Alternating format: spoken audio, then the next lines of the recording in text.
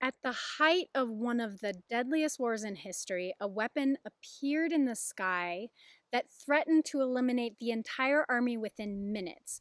And every warrior survived doing one thing, except for this guy, Bhima. So Bhima's basically the strongest dude alive, like literally superhuman strength, and he knows it. He's living in ancient India, and he and his brothers are fighting in a massive war against their cousins who stole the kingdom that is rightfully theirs.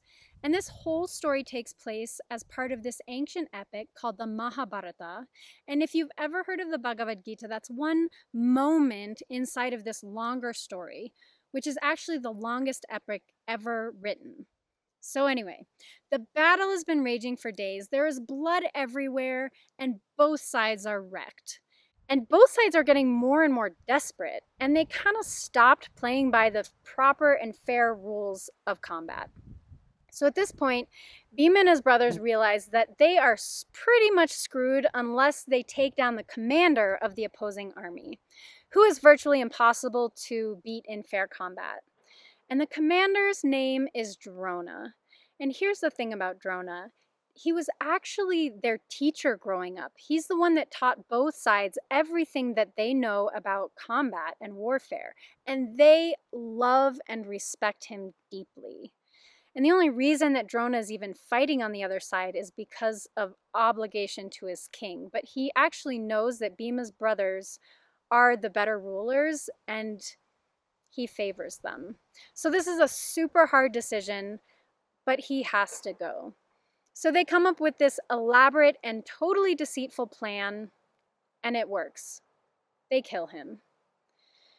When Drona's son hears about this, he is beyond furious and he wants revenge. So without a moment's hesitation, he reaches for the most powerful weapon that he has, which actually has the power to completely destroy the other army within minutes. And you see, in this world, certain warriors have been gifted celestial weapons by the gods themselves. And these are weapons that have the power of an atomic bomb, but each with its own characteristics. This particular weapon is called the Narayanastra, and it is about to do something completely unexpected. The moment he releases it, boom, the earth shakes, the sky goes dark, and then it starts. Millions of weapons raining down from the sky. Arrows, flaming discs, maces, spears, towering flames, all of them moving towards all of the warriors at once. And Bhima's army does what any army would do. They fight back. And that's when it gets really bad. The more they fight back, the stronger this thing gets. Every defense makes it worse. The weapons keep multiplying, panic is spreading through the army, and it looks like they are all gonna die. Here's the thing about this weapon. It's called the Narayanastra because it belongs to the god Narayana, also known as Vishnu in the Hindu pantheon. And Vishnu is known as the sustainer of life. And the story goes that he takes birth on earth at times like this when things have gotten really out of hand to restore balance. So yeah, Vishnu incarnates as a guy named Krishna, who is here right now on this battlefield playing the humble role of charioteer for Bhima's brother Arjuna. Which means that the Narayanastra is literally Krishna's weapon, and he knows exactly how to stop it. So weapons are raining down from the sky, warriors are falling, and then Krishna's voice cuts through all of it, and he says something that goes against every warrior's instinct. Drop your weapons. Get off your chariots, lie face down on the ground. Do not fight. Surrender completely. And immediately all of the warriors drop their weapons. They lay face down on the ground. And the weapons heading towards them just dissolve in midair. And that is every warrior except for Bhima. As I mentioned, Bhima prides himself on his strength. He has never backed down from a fight in his life, and he is not about to start now. So Bhima turns towards the other warriors and he's like, "No need to lay down. Look at these arms. I'll handle this all myself." And the moment that Bhima raises his mace, every weapon in the sky turns towards him and they just start pummeling him. Bhima is fighting with everything he's got, and for every weapon he deflects, they grow stronger and twice as many appear. Arrows are piercing his armor, flames are scorching his body, he's bleeding, he's burning, but he will not stop. So Krishna and Arjuna, they climb onto his chariot and they start dragging him down. Everyone is yelling at him to stop, but he is resisting and struggling, and he just won't give up the fight. As they pull him down, the weapons begin to retreat. But every time Bhima roars in defiance, they come rushing back, engulfing him in flames. Krishna says, Bhima, look around. Everyone has laid down. Now it's your time to surrender too. And the moment that Bhima's body hits the ground and he gives up the fight, all of the weapons disappear and the entire battlefield grows silent. Imagine this war is your internal world. The thoughts and behaviors you beat yourself up for having, the emotions that you resist feeling, the things about you that you judge, the discomfort in your body that you can't stand. The more that we fight and resist and judge ourselves or the situation or an experience, the stronger that these things get and the longer that they stick around. Every day I work with people in the most real levels of their pain, and I can tell you we all suffer.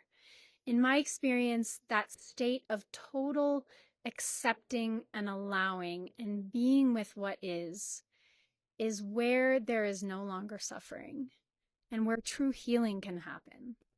Now, don't get me wrong. It's good and important to feel fed up with something that isn't actually working so that we can change it. I'm not saying to accept shitty situations and behaviors and just stay in them. Please don't do that. I'm speaking about an inner state. So let's look about how this applies with our mind.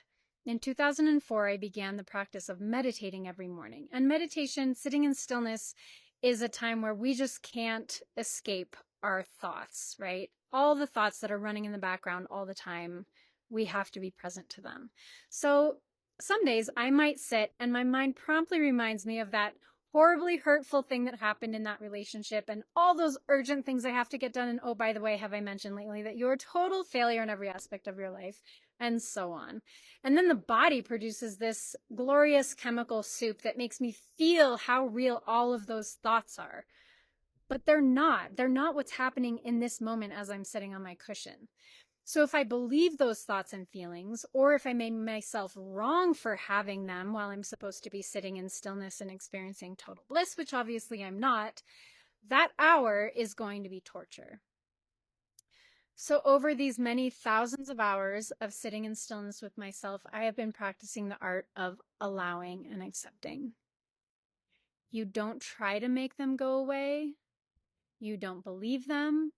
You don't feed them. You just let them be. And remember, those warriors in our story laid down. And if we take this literally, when we relax the body, relax the nervous system, that is the fastest way to calm the mind. We also see in our story that there is a higher presence within each of us that is guiding us. And in the story, that's Krishna. So in the moment these warriors lay down, they're not focusing on the weapons. Their attention is on Krishna. So we relax and we get quiet. We go within. We bring our attention to the higher presence, which may be abstract for you right now, but I guarantee that there are ways of practicing where it becomes so strong that when we sit, it just takes over and all that noise is irrelevant. So that's more for another video. Another thing we learned from Bhima is about the ego. We all have one, and what's important is that we learn to understand it. We learn the kind of stories and patterns of our ego so that when it shows up, we can just acknowledge it. We let it be, but we don't let it be in charge, right? Because we see what happens with Bhima when the ego's in charge. So, this art of allowing and accepting, when we can really be in that state, everything in our life flows.